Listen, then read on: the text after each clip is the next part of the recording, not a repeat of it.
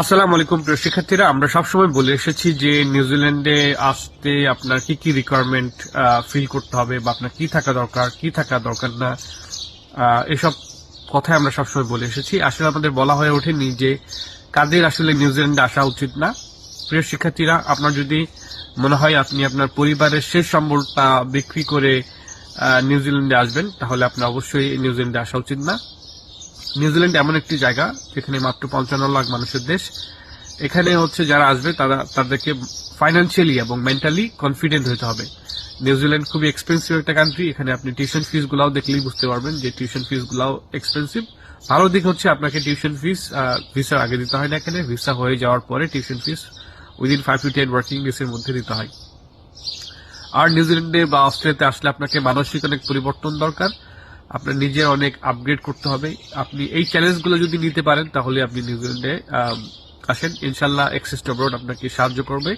আপনার A to Z, আপনার admission থেকে শুরু করে ভিসা প্রসেস পর্যন্ত, প্লাস আপনি নিউজিল্যান্ডে আসার পর একজন ইন্টারন্যাশনাল স্টুডেন্টের যত রকম বেসিক সাপোর্ট দরকার হতে পারে, সো এই সাপোর্টগুলো আমরা দেওয়ার চেষ্টা করি। আমরা শুধু আপনার ভিসা প্রসেস করেই আপনাকে ছেড়ে দেব না অন্যান্য অর্গানাইজেশনের মতো। আমরা আপনাকে একটা এক্সপেরিয়েন্স দিতে চাই, বা আপনার সাথে সাথে আমরাও গ্রো করতে চাই। এরকম না শুধু আমরাই গ্রো করবো, আপনাকে আমরা হেল্প করবো না, ইটস নট লাইক দ্যাট। আপনি আমার যখন স্টুডেন্ট, আপনি আমাদের পরিবারের সদস্যের মতো, এবং আমরা আপনাকে লুক আফটার করব। এবং এগুলো বিগত বছরে আমরা করে আসার চেষ্টা করেছি। আর যেসব স্টুডেন্ট আমাদের মাধ্যমে নিউজিল্যান্ডে আসছে তাদের সাথে আমাদের সপ্তাহে 2-1 বার আমাদের যোগাযোগ হয়। আমরা কে কি করছে খোঁজ রাখি, এবং আমরা পরবর্তী যেসব স্টুডেন্ট আসবে তারাও কিন্তু আমাদের এই প্রিভিয়াস স্টুডেন্টদের কাছ থেকে অনেক হেল্প পাই। সো আমাদের একটা পরিবারের মতো এক্সেস টু অ্যাব্রড স্টুডেন্টরা। সো আশা করি আমরা এই কন্টিনিউয়েশনটা চলতেই থাকবে।